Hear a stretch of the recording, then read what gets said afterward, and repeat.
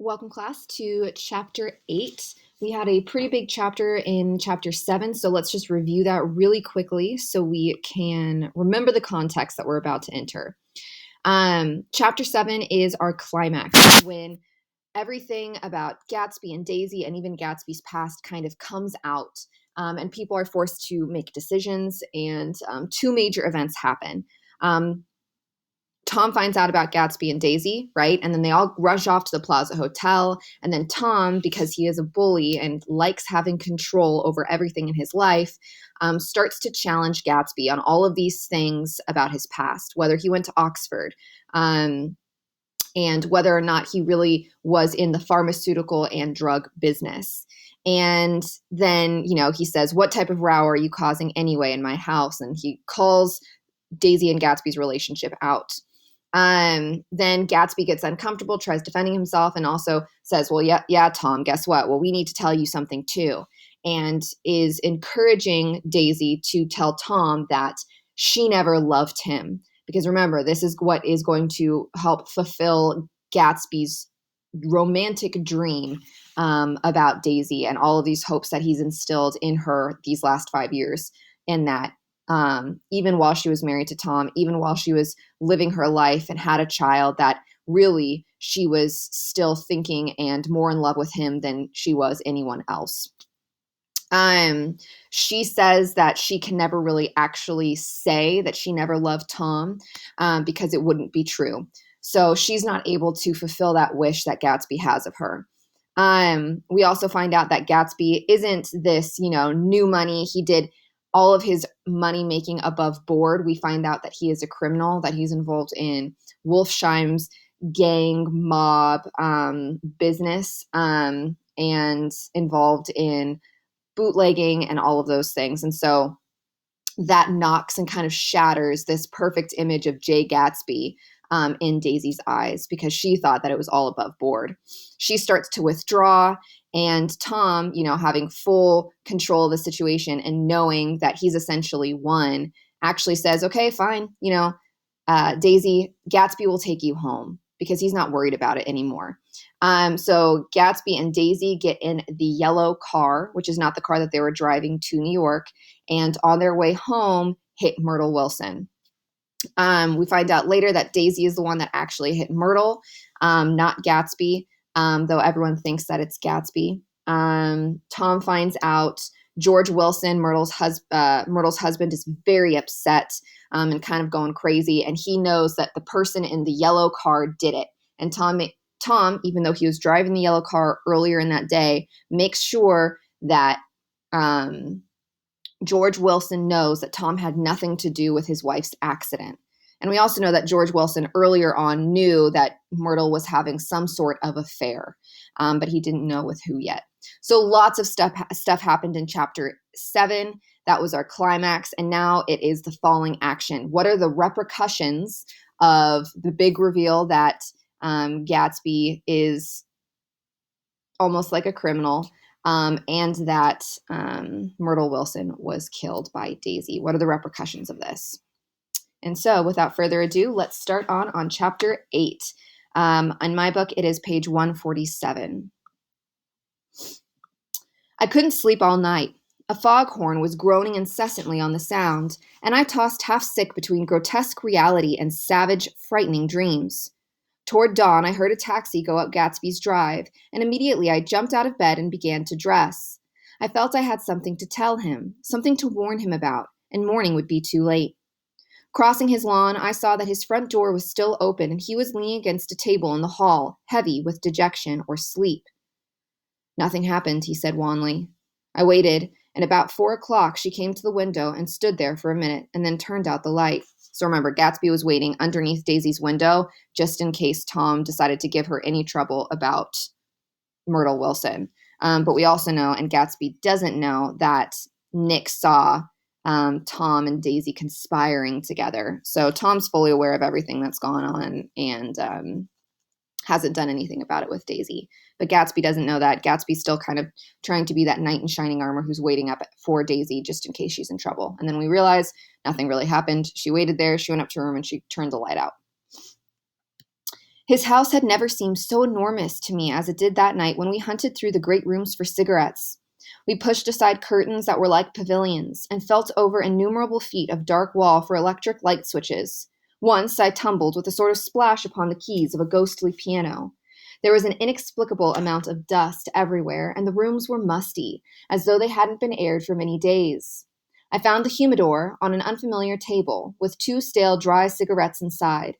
Throwing open the French windows of the drawing room, we sat smoking into the darkness. So if you notice in the last paragraph, there's a much darker tone that pervades this section of the novel. Things are empty, they're bleak, they're described as ghostly, rather than light and vibrant as it was before. You ought to go away, I said. It's pretty certain they'll trace your car. Go away now, old sport? Go to Atlantic City for a week or up to Montreal. He wouldn't consider it. He couldn't possibly leave Daisy until he knew what she was going to do. He was clutching at some last hope, and I couldn't bear to shake him free. It was this night that he told me the strange story of his youth with Dan Cody. Told it to me because Jay Gatsby had broken up like glass against Tom's hard malice, and the long secret extravaganza was played out. I think that he would have had acknowledged anything now, without reserve, but he wanted to talk about Daisy. She was the first nice girl he had ever known. In various unrevealed capacities, he had come in contact with such people, but always with indiscernible barbed wire between. He found her excitingly desirable. He went to her house at first, with other officers from Camp Taylor, then alone. It amazed him.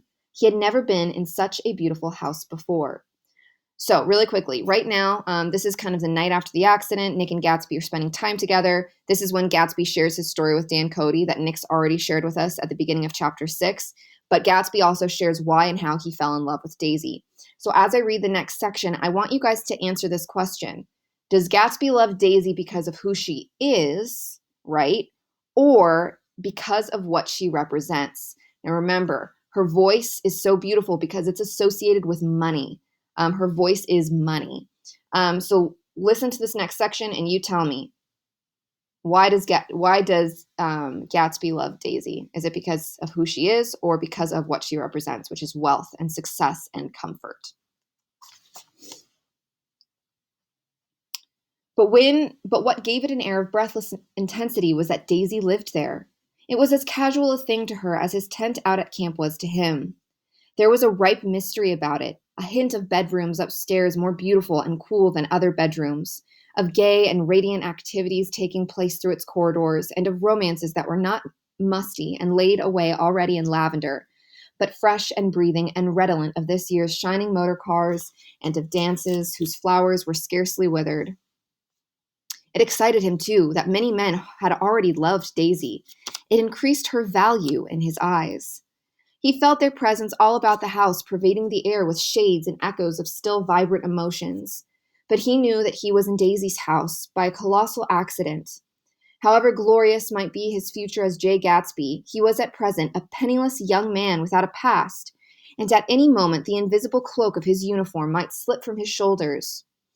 So he made the most of his time. He took what he could get, ravenously and unscrupulously. Eventually, he took Daisy one still October night, took her because he had no real right to touch her hand.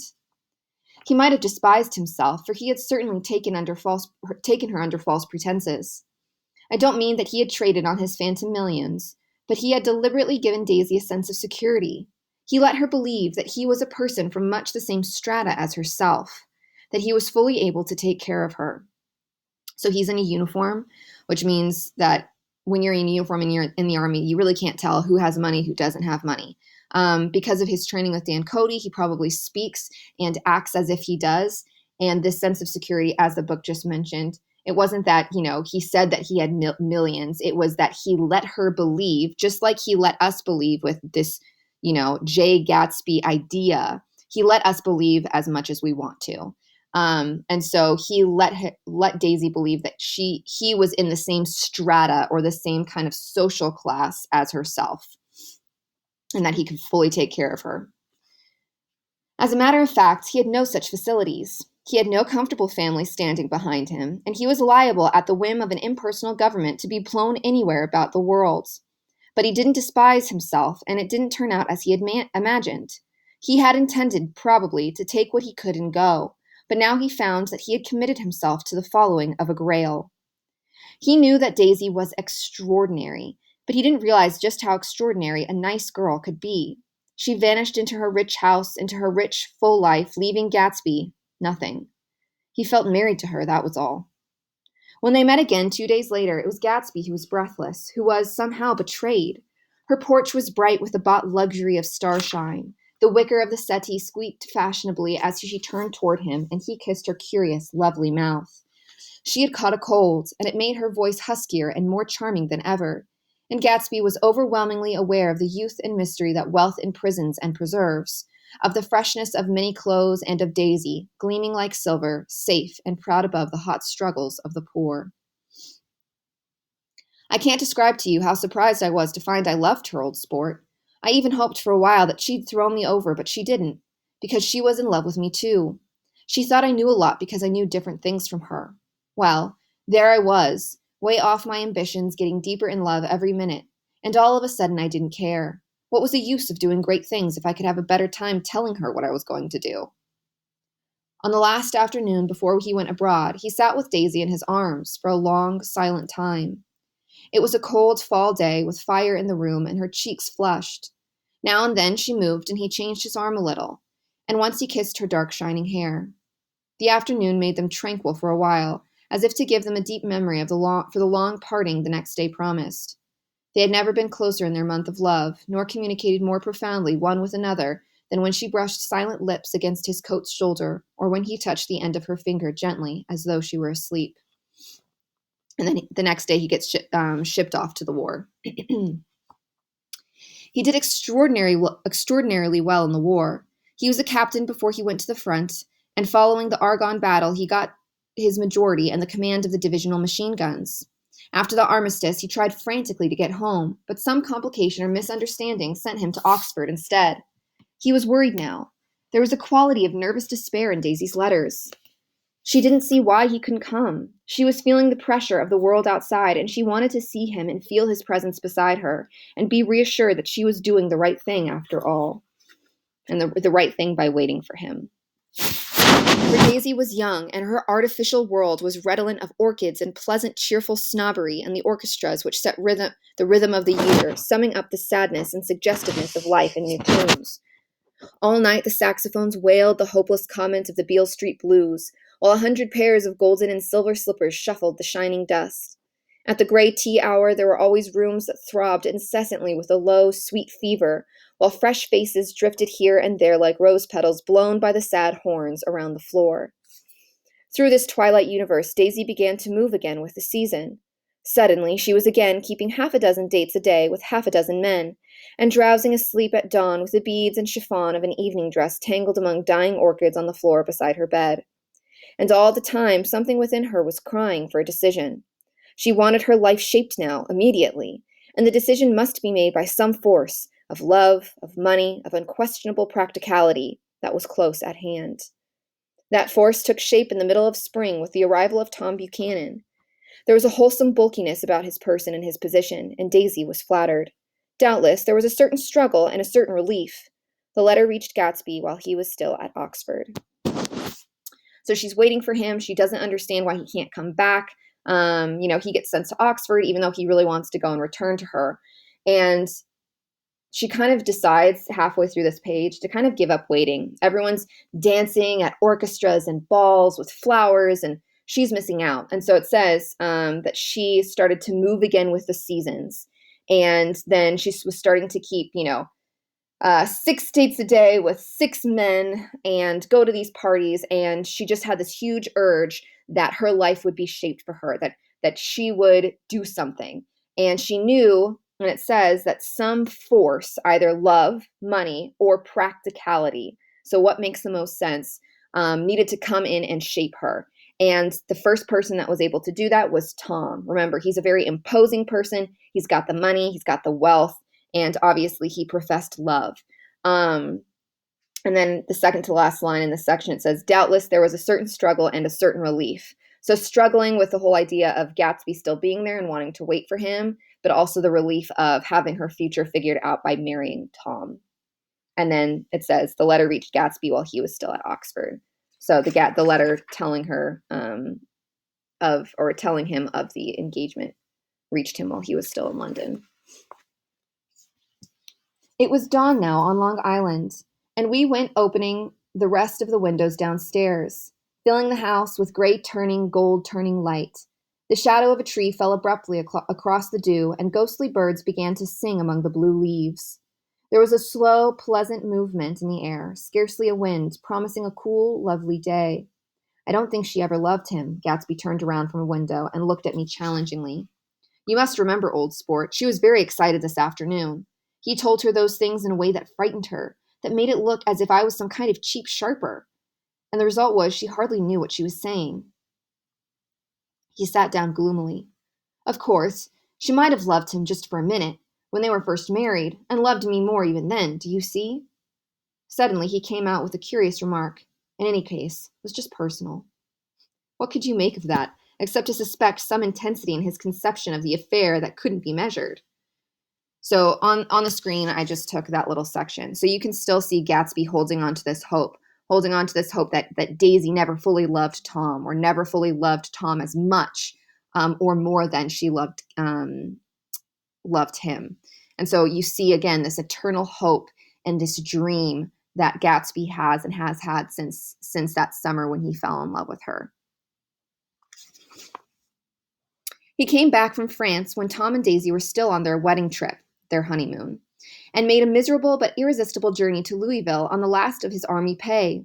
He stayed there a week, walking the streets where their footsteps had clicked together through the November night and revisiting the out-of-the-way places to which they had driven in with her white car. Just as Daisy's house had always seemed to him more mysterious and gay than other houses, so his idea of the city itself, even though she was gone from it, was pervaded with a melancholy beauty. He left feeling that if he had searched harder, he might have found her, that he was leaving her behind. The day coach, he was penniless now, was hot. He went out to the open vestibule and sat down on a folding chair, and the station slid away, and the backs of unfamiliar buildings moved by. Then out into the spring fields, where a yellow trolley raced them for a minute with people in it who might once have seen the pale magic of her face along the casual street. The track curved, and it was going away from the sun, which, as it sank lower, seemed to spread itself in benediction over the vanishing city where she had drawn her breath. He stretched out his hand desperately as if to snatch only a wisp of air, to save a fragment of the spot that she had made lovely for him. But it was all going by too fast now for his blurred eyes, and he knew that he had lost the part of it, the freshest and the best, forever. So he goes back to Louisville. Tom and Daisy are still on their honeymoon. And because she was in Louisville and because he met her and fell in love with her in Louisville, Louisville is this kind of romantic and beautiful place to him, even though she's gone. And again, it just highlights Gatsby's romanticism. So now we're going back to Nick and Gatsby still talking. It was 9 o'clock when we finished breakfast and went out on the porch. The night had made a sharp difference in the weather, and there was an autumn flavor in the air. The gardener, the last one of Gatsby's former servants, came to the foot of the steps. I'm going to drain the pool today, Mr. Gatsby. Leaves will start falling pretty soon, and then there's always trouble with the pipes. Don't do it today, Gatsby answered. He turned to me apologetically. You know, old sport, I've never used that pool all summer. I looked at my watch and stood up. 12 minutes to my train. I didn't want to go to the city. I wasn't worth a decent stroke of work, because remember, they've stayed up all night after the accident happened. But it was more than that. I didn't want to leave Gatsby. I missed that train and then another before I could get myself away. I'll call you up, I said finally. Do, old sport. I'll call you up about noon. We walked down the steps. I suppose Daisy will call too. He looked at me anxiously as if he hoped I'd corroborate this. I suppose so. Well, goodbye. We shook hands and I started away. Just before I reached the hedge, I remembered something and turned around. They're a rotten crowd, I shouted across the lawn. You're worth the whole damn bunch put together. I've always been glad I said that. It was the only compliment I ever gave him, because I disapproved of him from beginning to the end. So I've put that on the screen. Nick is finally admitting that Jordan, Tom, Daisy really aren't worth it in a lot of ways, and that they just kind of use people. And this is the only compliment that Nick ever pays him. So throughout the chapter so far, we can kind of see this like underlying suspicion or worry that something's going to happen. And Nick feels it, right? The reason that he goes over when he hears Gatsby's car coming up earlier that morning is because he has this urge to tell Gatsby something. Um, Nick has to get to work and trains keep coming and keep going, but he still doesn't want to leave because he feels like he needs to stay. And then, he's about to leave and he still can't really pull himself away. And he decides to give the only compliment that he's ever given Gatsby, which is, you're worth all of them put together. First, he nodded politely, and then his face broke into that radiant and understanding smile, as if we'd been in ecstatic cahoots on that fact all the time. His gorgeous pink rag of a suit made a bright spot of color against the white steps, and I thought of the night when I first came to his ancestral home 3 months before. The lawn and the drive had been crowded with the faces of those who guessed at his corruption, and he had stood on those steps, concealing his incorruptible dream as he waved them goodbye. So remember that incorruptible dream of Daisy and wealth and security. I thanked him for the hospitality. We were always thanking him for that, I and the others. Goodbye, I called. I enjoyed breakfast, Gatsby. Up in the city, I tried for a while to list the quotations on an interminable amount of stock. Then I fell asleep in my swivel chair. Just before noon, and the phone awoke me up, and I started up with a sweat breaking out on my forehead. It was Jordan Baker. She often called me up at this hour because of the uncertainty of her own movements between hotels and clubs and private houses made her hard to find in any other way. Usually her voice came over the wire as something fresh and cool, as if a divot from the green golf links had come sailing in at the office window. But this morning it seemed harsh and dry. So even how Nick perceives Jordan has changed because of the events of the prior night, right? Things that were fresh and refreshing and good, he now sees as harsh and dry. I've left Daisy's house, she said. I'm at Hempstead and I'm going down to Southampton this afternoon. Probably it had been tactful to leave Daisy's house, but the act annoyed me. And her next remark made me rigid. So again, we see this kind of visceral, instinctual response now that Nick has, almost of disgust. You weren't so nice to me last night. How could it have mattered then? Nick said. Silence for a moment then. However, I want to see you. I want to see you too. Suppose I don't go to Southampton and come into town this afternoon. No, I don't think this afternoon. Very well. It's impossible this afternoon, We talked like that for a while, and then abruptly we weren't talking any longer. I don't know which of us hung up with a sharp click, but I know I didn't care. I couldn't have talked to her across a tea table that day if I never talked to her again in this world. I called Gatsby's house a few minutes later, but the line was busy. I tried 4 times. Finally, an exasperated central told me the wire has been kept open for a long distance from Detroit. Taking out my timetable, I drew a small circle around the 3:50 train.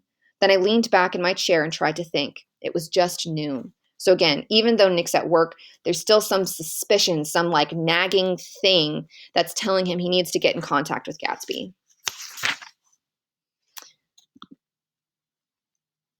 When I passed the ash heaps on the train that morning, I had crossed deliberately to the other side of the car. I supposed there'd be a curious crowd around there all day with little boys searching for dark spots in the dust, and some garrulous man telling over and over again what happened, until it became less and less real even to him, and he could tell it no longer, and Myrtle Wilson's tragic achievement was forgotten. So again, the unfortunate thing about this is that it is her tragic achievement. It's not that she hasn't achieved anything other than the fact that she tragically died. So there's just this awful sadness about that line. Now, I want to go back a little and tell what happened at the garage after we left there the night before. They had difficulty in locating the sister, Catherine. She must have broken her rule against drinking that night, for when she arrived, she was stupid with liquor and unable to understand that the ambulance had already gone to Flushing. When they convinced her of this, she immediately fainted, as if that was the intolerable part of the affair. Someone, kind or curious, took her in his car and drove her in the wake of her sister's body. Until long after midnight, a changing crowd lapped up against the front of the garage while George Wilson rocked himself back and forth on the couch inside. For a while, the door of the office was open, and everyone who came into the garage glanced irresistibly through it. Finally, someone said it was a shame and closed the door. Michaelis and several other men were with him. First, 4 or 5 men, later 2 or 3. Still later, Michaelis had to ask the last stranger to wait there 15 minutes longer while he went back to his own place and made a pot of coffee. After that, he stayed there alone with Wilson until dawn. So you've got Nick staying with Gatsby and talking about Daisy and their past over in Long Island. And then you have Michaelis and some of the other people from the Valley of Ashes sitting with George, just to watch him and take care of him the night that he lost his wife.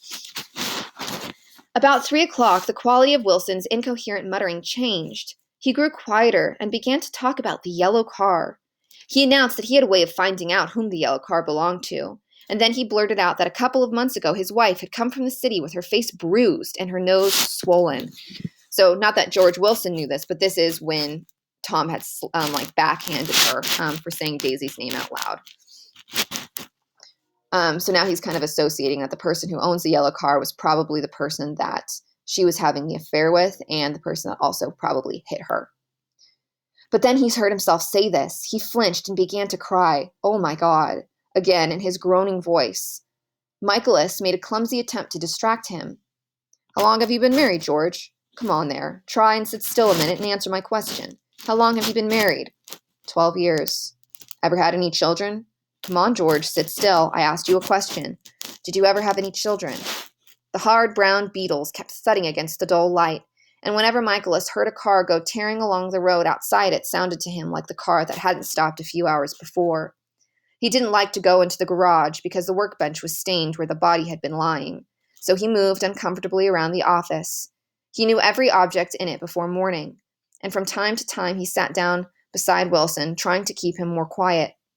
Have you got a church you go to sometimes, George? Maybe, even if you hadn't been there for a long time. Maybe I could call up the church and get a priest to come over and he could talk to you, see? Don't belong to any. You ought to have a church, George, for times like this. You must have gone to church once. Didn't you get married in a church? Listen, George, listen to me. Didn't you get married in a church? That was a long time ago. The effort of answering broke the rhythm of his rocking for a moment, and he was silent. Then the same half-knowing, half-bewildered look came back into his faded eyes. Look in the drawer there, he said, pointing at the desk. Which drawer? That drawer. That one. Michaelis opened the drawer nearest his hand. There was nothing in it but a small, expensive dog leash made of leather and braided silver. It was apparently new. This? He inquired, holding it up. Wilson stared and nodded. Found it yesterday afternoon. She tried to tell me about it, but I knew it was something funny. You mean your wife bought it? She had it wrapped in tissue paper on her bureau. Michaelis didn't see anything odd in that, and he gave Wilson a dozen reasons why his wife might have bought the dog leash. But conceivably, Wilson had heard some of these same explanations before from Myrtle because he began saying, "Oh my God," again in a whisper. His comforter left several explanations in the air. Then he killed her, said Wilson. His mouth dropped open suddenly. Who did? I have a way of finding out. You're morbid, George, said his friend. This has been a strain to you and you don't know what you're saying. You'd better try and sit quiet till morning. He murdered her. It was an accident, George. Wilson shook his head. His eyes narrowed and his mouth widened slightly in the ghost of a superior, I know, he said definitely. I'm one of those turning fellas, and I don't think any harm to nobody, but when I get to know a thing, I know it. It was the man in that car. She ran out to speak to him, and he wouldn't stop. So again, he is connecting. He is thinking that the person driving the yellow car was the person who hit her, was the person who had the affair with her, was the person who bought her this dog leash, and finally was also the person that murdered her. Michaelis had seen this too, but it hadn't occurred to him that there was any special significance in it. He believed that Mrs. Wilson had been running away from her husband rather than trying to stop any particular car. How could she have been like that? She's a deep one, said Wilson, as if that answered the question. He began to rock again, and Michaelis stood twisting the leash in his hand. Maybe you got some friend that I could telephone for, George. This was a forlorn hope. He was almost sure that Wilson had no friend. There was not enough of him for his wife. He was glad, a little later, when he noticed a change in the room, a blue quickening by the window, and realized that dawn wasn't far off. About 5 o'clock, it was blue enough outside to snap off the light. Wilson's glazed eyes turned out to the ash heaps where the small gray clouds took fantastic shapes and scurried here and there in the faint dawn wind. I spoke to her, he muttered after a long silence. I told her she might fool me, but she couldn't fool God. I took her to the window. With an effort, he got up and walked to the rear window and leaned with his face pressed up against it. And I said, God knows what you've been doing, everything you've been doing. You may fool me, but you can't fool God. Standing behind him, Michaelis saw with a shock that he was looking at the eyes of Dr. T.J. Eckelberg, which had just emerged pale and enormous from the dissolving light. God sees everything, repeated Wilson. That's an advertisement, Michaelis assured him. Something made him turn away from the window and look back into the room. But Wilson stood there a long time, his face close to the window pane, nodding into the twilight. So Wilson associates the eyes of Dr. T.J. Eckelberg, that advertisement that is in the Valley of Ashes, with the eyes of God, seeing everything, watching everything. And before Myrtle died, he pointed Myrtle to that poster and said, God knows what you've been doing. And so there's obviously a very clear connection with God and T.J. Eckelberg here. By 6 o'clock, Michaelis was worn out and grateful for the sound of a car stopping outside. It was one of those watchers of the night before who had promised to come back, so he cooked breakfast for 3, which he and the other man ate together. Wilson was quieter now, and Michaelis went home to sleep. When he woke 4 hours later and hurried back to the garage, Wilson was gone. His movements, he was on foot all the time, were afterward traced to Port Roosevelt and then to Gad's Hill, where he bought a sandwich that he didn't eat and a cup of coffee. He must have been tired and walking slowly, for he didn't reach Gad's Hill until noon. Thus far, there was no difficulty in accounting for his time. There were boys who had seen a man acting sort of crazy, and motorists at whom he stared oddly from the side of the road. Then, for 3 hours, he disappeared from view. The police, on the strength of what he said to Michaelis, that he had a way of finding out, supposed that he had spent time going from garage to garage thereabouts, inquiring for a yellow car. On the other hand, no garage man who had seen him ever came forward, and perhaps he had an easier, sure way of finding out what he wanted to know.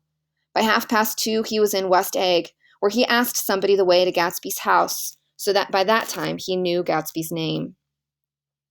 So, he stayed up all night. He's just lost his wife. He just found out that his wife had an affair.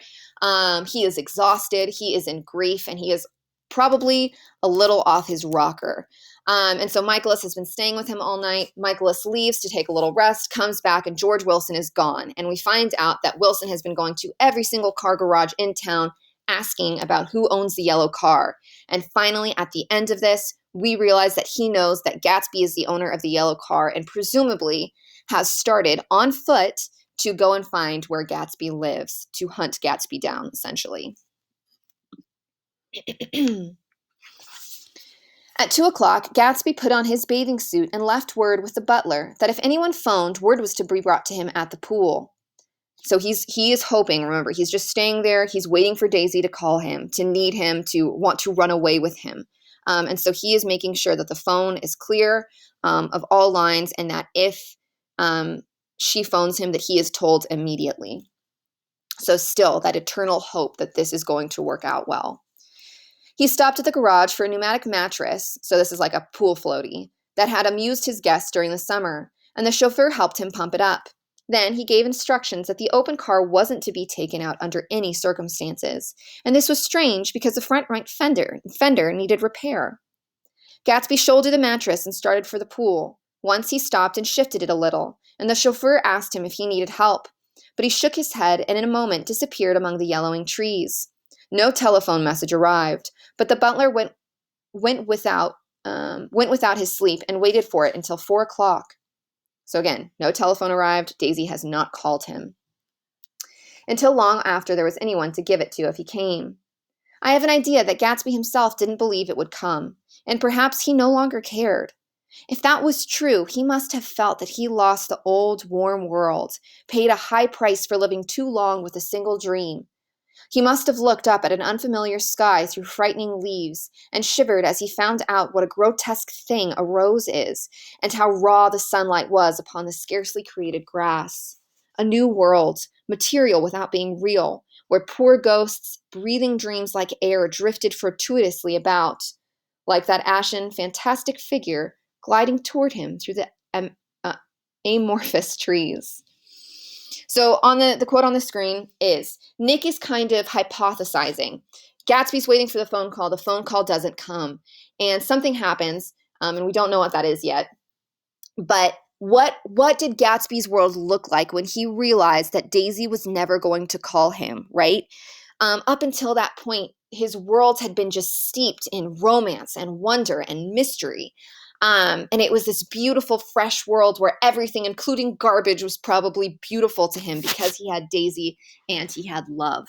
And so, again, Nick is asking the question, what must his life looked like at the realization that Daisy wasn't calling? And he says it must have been a grotesque thing, that the rose was no longer beautiful, it was gross, and that the sunlight was no longer warming, it was raw. And that maybe he regretted the price, the time, the energy, the money, the corruption that he had to go to for living too long with a single dream. And he compares it to ghosts and this new world being a scary place, and dreams not being real but like air, something that you literally cannot grasp. And then we hear that there is a figure that is gliding toward him through the amorphous trees. The chauffeur, he was one of Wilsheim's proteges, heard the shots. Afterward, he could only say that he hadn't thought anything much about them.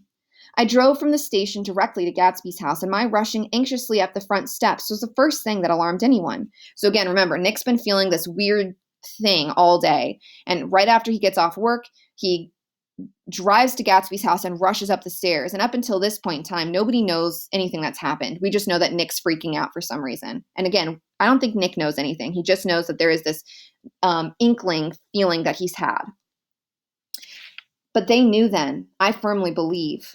With scarcely a word said, 4 of us, the chauffeur, butler, gardener, and I, hurried down the pool. There was a faint, barely perceptible movement of the water as a fresh flow from one end urged its way toward the drain at the other. With little ripples that were hardly shadows of waves, the laden mattress moved irregularly down the pool. A small gust of wind that scarcely corrugated the surface was enough to disturb its accidental course with its accidental burden. The touch of a cluster of leaves revolved it slowly, tracing, like the leg of a compass, a thin, red circle in the water. It was after we started with Gatsby toward the house that the gardener saw Wilson's body a little way off in the grass, and the Holocaust was complete. And so Gatsby's swimming. We know Wilson's looking for him, and Wilson finds him and shoots Gatsby while he's swimming in the pool. And only until Nick comes rushing up the stairs does anyone else in the house really realize what's gone on. And so they see this red circle, so the blood leaking from Gatsby's body in the pool. They carry Gatsby away, and when they carry Gatsby's body out of the pool, they also realize that Wilson is lying there and had shot himself. And thus, we have the conclusion of chapter 8.